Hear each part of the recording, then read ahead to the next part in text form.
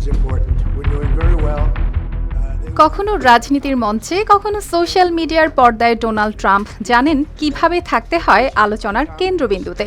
এবারও তার ব্যতিক্রম হলো না। একটি ছবি, নেই কোনো ক্যাপশন, তবুও কয়েক ঘন্টার মধ্যেই সেটি ছড়িয়ে পড়ল নেট দুনিয়ায়। ট্রুথ সোশ্যালে ছবিটি দেখা যায় ট্রাম্প হাঁটু গেড়ে বসে আছেন, গায়ে জড়ানো যুক্তরাষ্ট্রের পতাকা আর কাঁধে যেন পুরো পৃথিবীর ভার। এক নজরে ছবিটি মনে করিয়ে দেয় গ্রিক পুরাণের টাইটান অ্যাটলাসকে।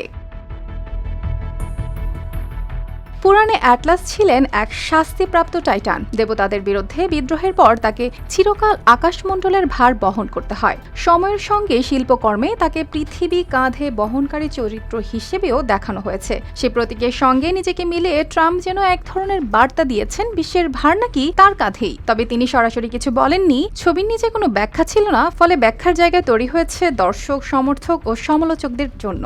এই ছবি প্রকাশের সময়টাও ছিল গুরুত্বপূর্ণ। এর আগের তিনি হরমুজ প্রণালীতে বাণিজ্যিক জাহাজে হামলার পর যুক্তরাষ্ট্র ইরানের ড্রোন ও সামরিক অবকাঠামোতে হামলা চালায় বলে আল জাজিরা ও অ্যাক্সিওসের প্রতিবেদনে উঠে এসেছে। তাই অনেকেই ছবিটিকে মধ্যপ্রাচ্যের উত্তেজনার সঙ্গে মিলিয়ে দেখছেন, যেন যুদ্ধ, কূটনীতি ও বৈশ্বিক চাপের মাঝখানে ট্রাম্প নিজেকে একা দাঁড়িয়ে থাকা নেতা হিসেবে তুলে ধরতে চাইছেন।